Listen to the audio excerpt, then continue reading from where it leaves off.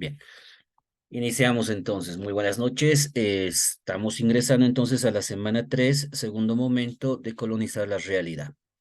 Módulo 8, producción de conocimientos e investigación 2, parte de la maestría en física química para educación secundaria comunitaria productiva. Entonces, sobre esa base, tenemos que recordar, ¿no?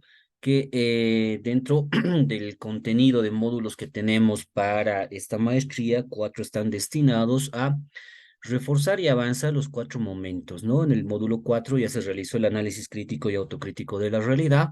Actualmente estamos analizando la decolonización de la realidad.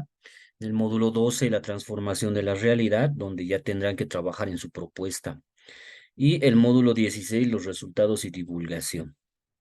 Bien, esto un poco ya lo habíamos analizado la pasada semana, pero se los muestro de todas maneras para que quede claro el proceso que tenemos que seguir, ¿no? El primer momento, el análisis crítico y autocrítico de la realidad. Hacemos un análisis intrainterpersonal, un análisis situacional, aula, patio, comunidad. El sujeto transformador en relación con la comunidad y llegar a delimitar la realidad problemática. Sobre esa realidad problemática bien identificada y delimitada, pasamos al segundo momento, que se va a enfocar a realizar la decolonización de la realidad, ¿no? A partir de tomar en cuenta la epistemologización y el análisis teórico de esta realidad. Con esta base, pues vamos a poder generar la transformación de la realidad que corresponde al tercer momento, donde lo más importante va a ser poder desarrollar y aplicar el proyecto de transformación, ¿no? A partir de los resultados que se obtengan, pues vamos a hacer un análisis ya en el cuarto momento que involucra los resultados y divulgación. De tal manera que al final no tendremos el equivalente a la tesis de maestría culminada, así como también la elaboración del artículo académico. Bueno, ese es el proceso entonces que tenemos que seguir a lo largo de estos 4 momentos, ¿no? Actualmente estamos en el segundo y es lo que vamos a seguir reforzando en esta presentación. El segundo momento de colonizar la realidad debe incluir 2 puntos muy importantes, ¿no? El primero, la epistemologización de la realidad y el segundo, diálogo con el universo académico. En el primero, que ya lo habíamos analizado la pasada semana, la redacción mínimamente debe considerar unas 10 páginas, ¿no? Donde ustedes tienen que tomar una corriente filosófica que permita reforzar el problema que están queriendo abordar. En esta segunda parte, diálogo con el universo académico, tenemos que reforzar ya teóricamente, ¿no? Y tratar de comparar lo que se conoce hasta el momento a través del conocimiento científico con el conocimiento tradicional, ancestral que ustedes están tomando en cuenta y que forma parte de su problema. Este apartado, pues mínimamente debe contener unas 15 páginas, haciendo en total un mínimo de 25 páginas que deben presentar como producto final de este segundo momento, ¿no? De este módulo.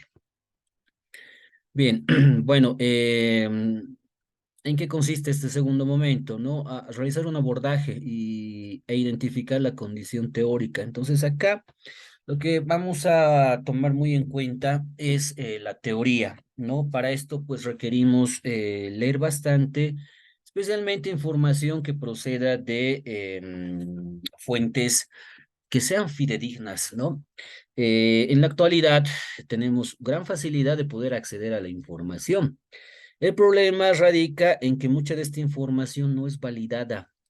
Entonces, ahí, a estas alturas, nosotros tenemos que tener la capacidad de poder realizar un tamizaje de de esta información, ¿no? Tal manera que podamos incluir realmente información fidedigna y validada para poder desarrollar esta segunda parte de nuestro producto académico transformador. Para eso, el día de hoy yo les voy a facilitar algunas bases de datos de artículos científicos, tesis, libros, que en realidad sí involucran información validada, información analizada, ¿no?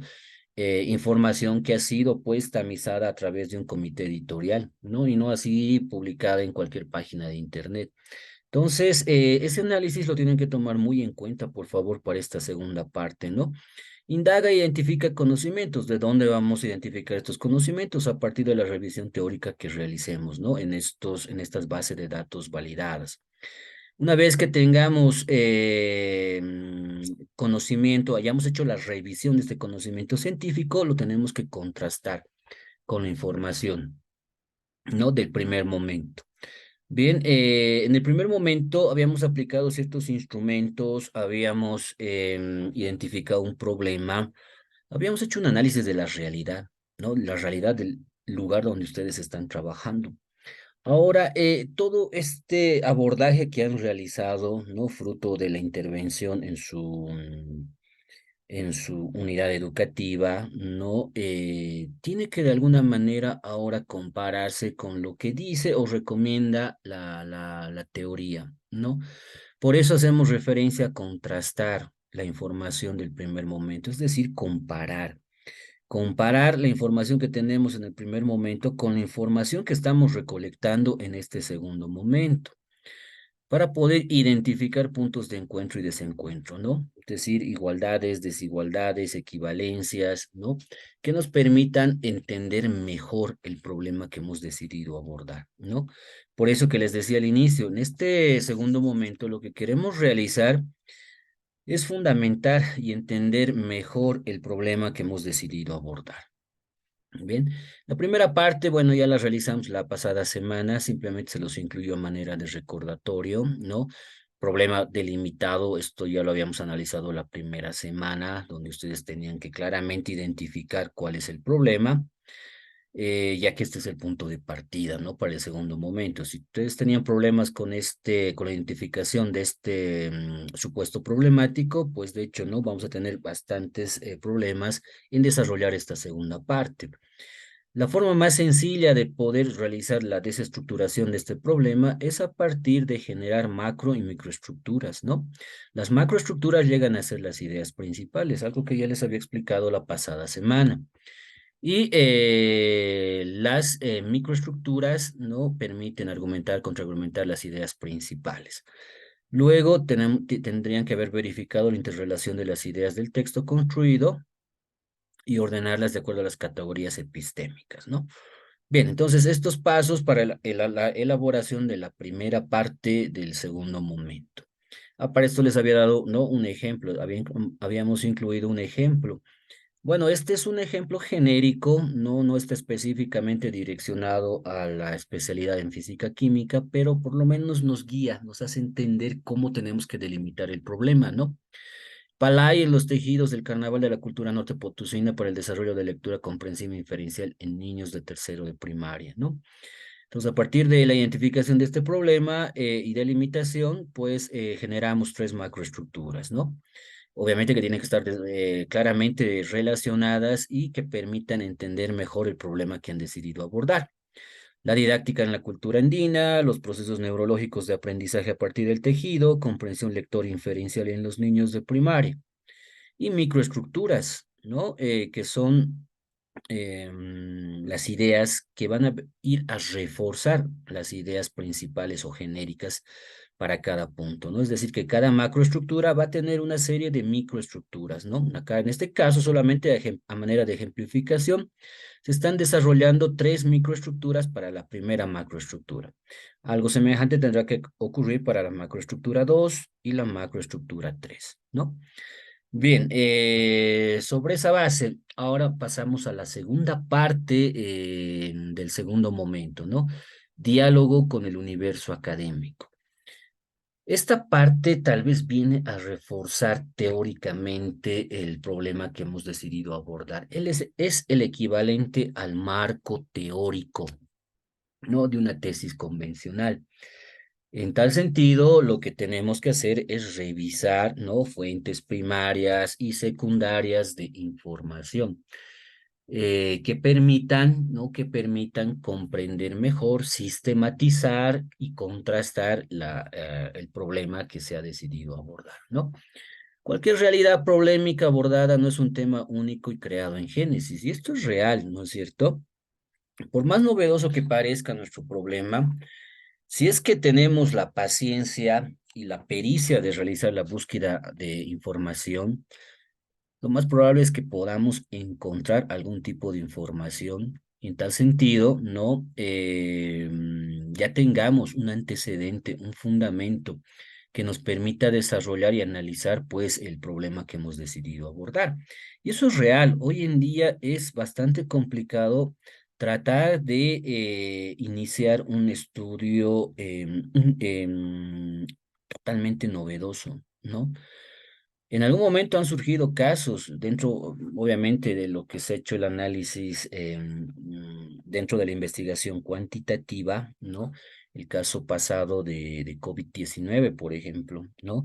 En ese momento, en ese periodo de tiempo, sí, realmente ahí hablaríamos o consideraríamos un problema totalmente novedoso, totalmente desconocido.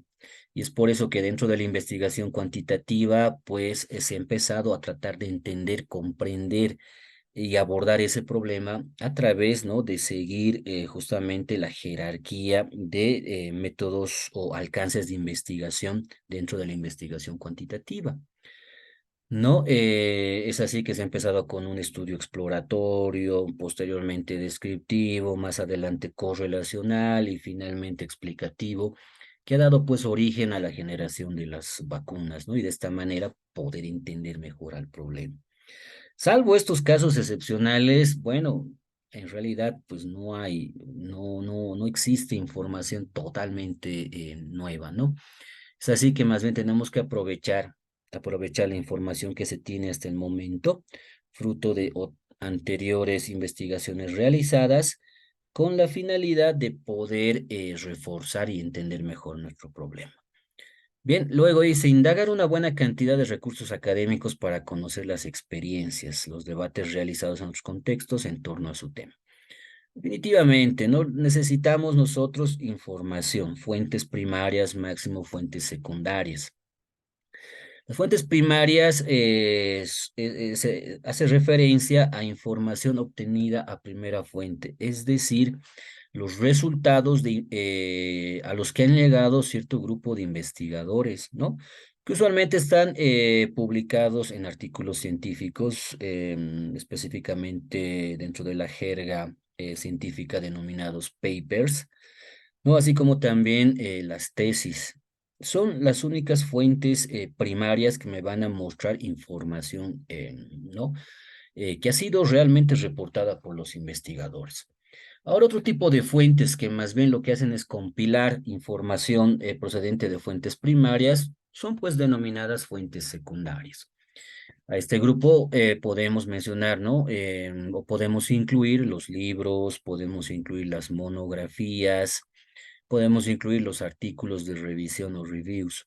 Entonces, lo tenemos a disposición, de hecho, en ciertas bases de datos, ¿no? En las bibliotecas, de tal manera que podamos acceder a las mismas para poder entonces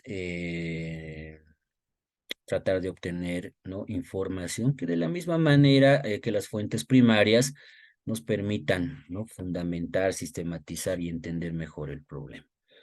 Este proceso, sea en fuentes académicas, bibliográficas confiables como los repositorios digitales, las revistas indexadas. Bueno, definitivamente, ya hace un momento les hablaba, ¿no? De la capacidad que debemos tener de tamizar la información. No podemos, ¿no? Entrar a internet, escribir tal vez ciertas palabras clave y al final confiar e incluir en nuestra tesis o bueno, en nuestro producto académico transformador lo primero que encontremos, ¿no? Definitivamente hay que dudar mucho de la información a la cual tenemos acceso, ¿no? Lo que tenemos que saber y tener la capacidad de poder identificar es si esa información ha sido validada. Bien, si lo has revisado un comité editorial, un comité revisor, ¿no? Como es el caso, por ejemplo, para la publicación de un artículo científico. Publicar un artículo científico en una revista indexada no es sencillo, ¿no? No es elaborar, es redactar y enviarlo y estar seguro que a la semana no los publican. No, es bastante complicado porque se somete a un comité editorial y ese comité editorial pues hace una revisión en detalle, ¿no? Entonces llegan las observaciones, hay que subsanarlas, hay que volver a enviar, siguen llegando observaciones, volvemos a subsanar, ¿no? Volvemos a enviar hasta que haya un visto bueno, ¿no? Al final, si el comité editorial está de acuerdo, ¿no? En la subsanación de las observaciones, nos dan el visto bueno para poder publicar. Caso contrario, nos rechazan. No, es así que en algún momento, de forma personal, inclusive por experiencia propia, les comento que no publicar una revista indexada en algún momento me ha llevado más de un año. Más de un año debido, ¿no? A ciertas observaciones que, si bien se fundamentaba, el comité editorial no lo entendía y me lo rebotaba constantemente, ¿no? Pero en promedio, tratar de publicar, ¿no? Un artículo científico en una revista indexada, pues le puede llevar a uno entre 3 a 6 meses, ¿no? Que es tal vez el tiempo promedio, por eso la mayoría de las revistas, por lo menos a nivel nacional, se publican de forma semestral, ¿no? Entonces es un proceso que lleva bastante tiempo, porque hay que ajustarse a ciertos requisitos, no solamente nacionales, sino también internacionales, para que la investigación que una persona o un grupo de científicos haya realizado pueda estar disponible para su uso y divulgación, ¿no? Entonces, atravesar esta serie de requisitos, ¿no? Este tamizaje hace pues que la información que nosotros estamos presentando a la comunidad científica tenga la validez necesaria para poder ser incluida como una referencia dentro de otra investigación. Tal sentido, tenemos que tener, repito, la capacidad de tamizar la búsqueda de esa información.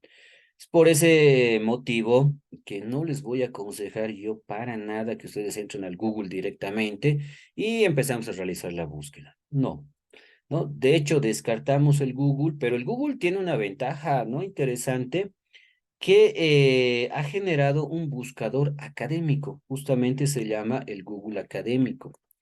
Ustedes pueden entrar a su buscador, ¿no? Al Google convencional, e ingresan los términos Google académico, y esto les va a derivar a otra página, ¿no? Donde vamos a poder realizar la búsqueda, pero los resultados que nos van a mostrar son estrictamente artículos científicos, tesis y libros.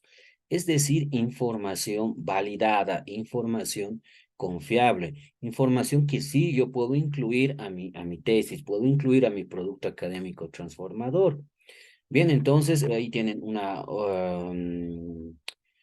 opción para poder realizar su búsqueda de artículos, ¿no? Tesis, revistas, libros, el Google académico.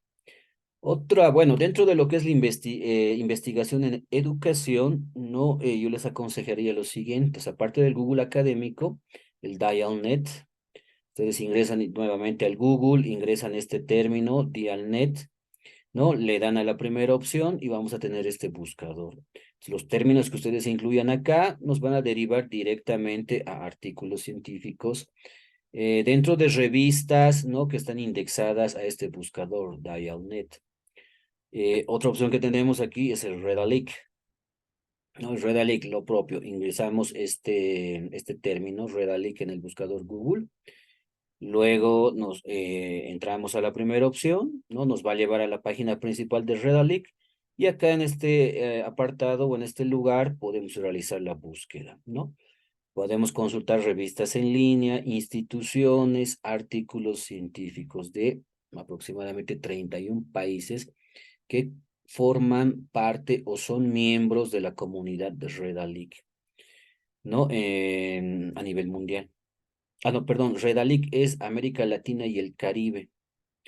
Sí, Redalic corresponde o indexa revistas científicas procedentes de países de América Latina y el Caribe, ¿no? La siguiente es ERIC, que es una base de datos del Institute of Education Science, que es, bueno, o que ha sido generado por el Departamento de Educación de los Estados Unidos, ¿no? Entonces, es tal vez el equivalente al PubMed en lo que concierne el área ciencias de la salud. Entonces, esta base de datos es bastante amplia, ya que indexa revistas científicas a nivel mundial. Es decir, en este buscador tenemos la oportunidad de poder encontrar mayor cantidad de información validada, ¿no? Debido a que este buscador involucra varias revistas de varios países a nivel mundial, ¿no? Y luego está el mejor conocido, o el más conocido, ¿no? En nuestro entorno, el Cielo, Scientific Electronic Library Online.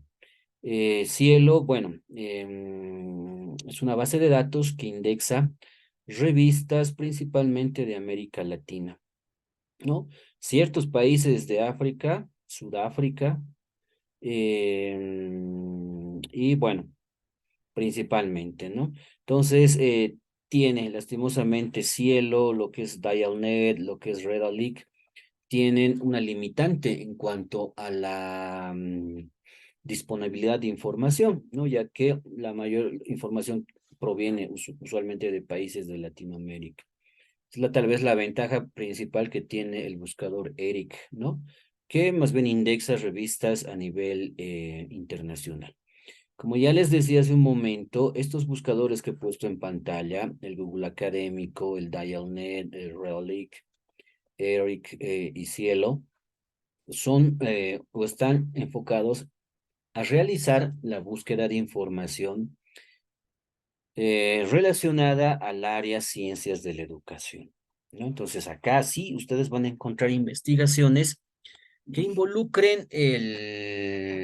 o que involucren análisis, artículos científicos, revisiones que se hayan desarrollado en el área de la educación, ¿no? Entonces, son principalmente, yo les voy a pedir, ¿no? Una recomendación personal que deriven a estos buscadores para poder realizar la búsqueda de la información que van a incluir dentro de la redacción de su segunda parte del segundo momento. Bien, bueno, ¿qué van a hacer? El procedimiento para poder realizar o redactar esta segunda parte. Indagar y leer mínimamente 10 fuentes bibliográficas, conferencias, congresos, simposios, al respecto de la realidad problemática al cual arribó, ¿no? Bueno, acá tenemos la recomendación. Esta recomendación directamente la da la Universidad Pedagógica, ¿no? Mínimamente 10 fuentes bibliográficas. Entonces, si ustedes, bueno, de hecho, ¿no? Lo que yo les voy a aconsejar es que busquen mucho más, la mayor cantidad de información posible. De hecho, mientras mayor información tengamos, ¿no? Mayor cantidad de artículos, libros, revistas, de esta manera reforzamos mucho más nuestro marco teórico, ¿no? Fundamentamos y sistematizamos mejor la información y lo más importante, entendemos el problema. Luego, sistematizar de manera ordenada las referencias y o citas bibliográficas revisadas en base a fichas de estudio, fichas de revisión bibliográfico, gestores bibliográficos, Mendeley, Nausuter. Bien, bueno, esto ya es el procedimiento convencional para la redacción de la parte teórica, ¿no? Tenemos que sistematizar la información. Obviamente, tenemos que evitar este problema del plagio, ¿no? No se olviden que ahora la plataforma que tiene la pedagógica involucra un detector de plagio. Es así que si ustedes envían cierto tipo de información, ya les sale con su porcentaje de plagio. Entonces, para evitar este problema, porque en realidad todo buscador de plagio tampoco es pues 100% sensible o específico, ¿no? Suele cometer errores, por eso siempre es importante la revisión manual. De todas maneras, nos da, ¿no? Por lo menos una visión general de qué está ocurriendo en ese documento que envía el participante. Por lo tanto, para no caer en este problema del plagio y no se rechace su documento, ¿no? Tienen que ustedes realizar las citas. Pueden ser citas textuales, como pueden ser citas parafraseadas. Bien, no hay problema. Entonces pueden copiar íntegramente la idea, el concepto de otro autor, pero cítenlo. Necesariamente cítenlo. O pueden parafrasear la idea de otro autor y de la misma manera tienen que realizar la cita. Lo pueden hacer de forma manual, pero es un poco complicado, ¿no? No se olviden que el formato que tenemos que utilizar es APA versión 7. Es un poquito complicado, yo les aconsejo, bueno, aquel que no tiene, digamos, mucho conocimiento sobre estos gestores bibliográficos, trabajarlo directamente con el Word. Bien, en el Word no tenemos una opción donde podemos nosotros realizar las citas bibliográficas, así como también las referencias. Entonces, esto nos ayuda bastante, ya que al final lo único que hacemos es hacer dos clics y al final esto nos genera pues toda la bibliografía sin tener que estarlo redactando de forma manual. Y lo más importante, ya lo organiza de acuerdo a lo que nos solicitan los formatos, en este caso el formato APA versión 7, ¿no? Entonces, lo pueden hacer, pueden optar por esa opción, o bien si alguien ya sabe manejar Mendeley, sabe manejar Zotero o EndNote, también aplíquelo. Aplíquelo porque eso definitivamente le va a ayudar bastante, bastante. Es una ventaja el uso de estos gestores, ¿no? Yo no voy a menospreciar Word, ¿no? Es más, algún par de tesis de maestría que hice, lo hice con Word porque no, sinceramente no conocía de la existencia de estos gestores. Entonces, el resultado fue semejante. Obviamente, se requiere un poquito más de trabajo. Cambio, lo que es Mendeley, lo que es Sotero, es más sencillo manejarlo, ya que la información se la descarga directamente desde la página de internet donde yo voy a descargar el artículo científico. Y los datos ya no es necesario adjuntarlos de forma manual, usualmente ya los organiza de forma automática. Es una gran ventaja, nos ahorra mucho tiempo. Bueno, entonces, el manejo, ¿no? El entendimiento de estos gestores de Word en cuanto a citas y referencias bibliográficas, no se olviden que hay tutorías en YouTube. Ustedes van a poder encontrar, si es que, digamos, quieren entender el manejo de estos gestores o del Word, vamos a encontrar en YouTube algunos tutoriales que les va a servir para poder desarrollar los mismos, ¿no? Bien, tres, analizar la información recolectada desde una perspectiva crítica, comparando, contrastando, identificando similitudes, encuentros, desencuentros entre las investigaciones que otros desarrollaron y los conocimientos que el mostrante pudo producir en el acápite anterior. Bueno, tenemos la información y lo importante, como les decía hace un momento, contrastar, ¿ya? Comparar, identificar similitudes, encuentros, desencuentros, etcétera, entre lo que ha ocurrido en su primer momento, la primera parte del segundo momento, de manera que podamos generar este documento, ¿no? Cuatro, redactar los elementos encontrados en este análisis y reflexión. Diálogo con el universo académico, exponiendo todos los aspectos encontrados en correspondencia al tema abordado. Reforzar teóricamente el problema. Para la redacción de esta parte del PAD debe utilizarse rigurosamente las normas APA. La última versión es la versión 7, tanto para referencias como citas bibliográficas. Entonces, ese es el procedimiento que ustedes tienen que seguir para redactar esta segunda parte del segundo momento. De esta manera podamos generar ya nuestro documento, ¿no? Bueno, si tuvieran hasta ahí preguntas, adelante, por favor.